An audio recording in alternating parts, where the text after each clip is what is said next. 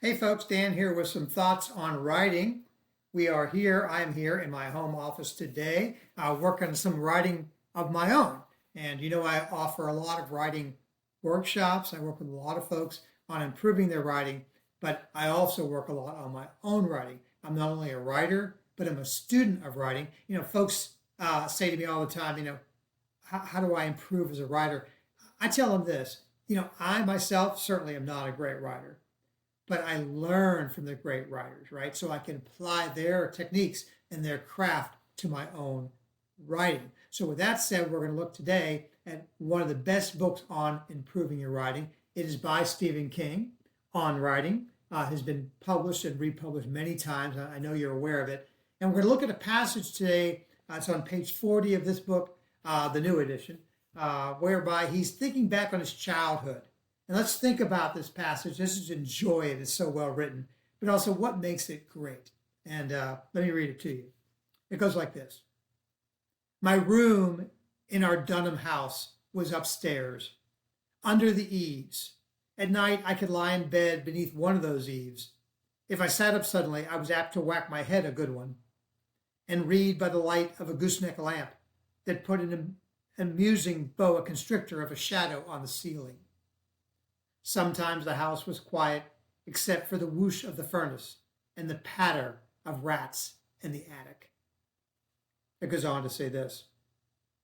I had a desk beneath the room's other eave, my old Royal typewriter, and 100 or so paperback books, mostly science fiction, which I lined up along the baseboards.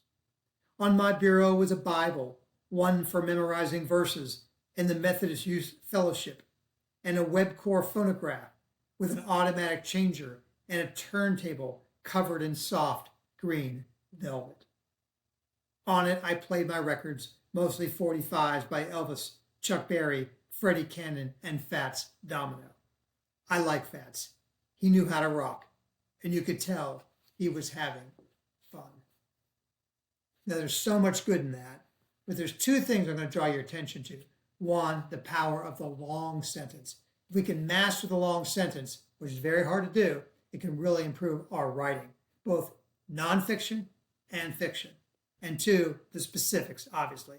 Naming the artist that he's listening to on the phonograph, naming the type of typewriter, naming the place by which he wins the Bible in the contest, those sort of things. So those are the kind of techniques that I've learned from reading this book here on writing by Stephen King, and that I'm applying to my own writing right now. And with that said, what I thought I would do today is share with you one sentence of a book that I'm working on, and where I attempted to write the long sentence that kind of mirrors the techniques that we just read about here from Stephen King. So let's look at that. A little bit of a risk for me. I'm going to share with you a sentence here. It's not perfect, but it's a work in progress, and I thought you might benefit from it. So let's take a look at this sentence. I had never traveled further than a boy's bicycle could take him. Up past Hill Street a couple of blocks, and to the grocer's, where I could score a couple of packs of Topps baseball cards and a handful of Tootsie Rolls for 50 cents. Then round to the ball fields across from the duck pond, where a pickup game was always a good bet, and where girls in cut-off jeans and peasant blouses watched from the rusted bleachers. And then through a well-worn shortcut from the back parking lot of St. Martha's into the bridge across the creek that my brother built from mud and loose timbers. And then up the hill and around the briar bushes that led straight to my backyard. Now that's something I just wrote that was an improvement on what I had done previously, because I attempted the long sentence versus a series of similarly sized sentences that were much smaller. And I tried to write with more detail, more exactitude. And those are the things I continue to work on that I hope you'll work on in your writing, and that I learned from the masters like Stephen King.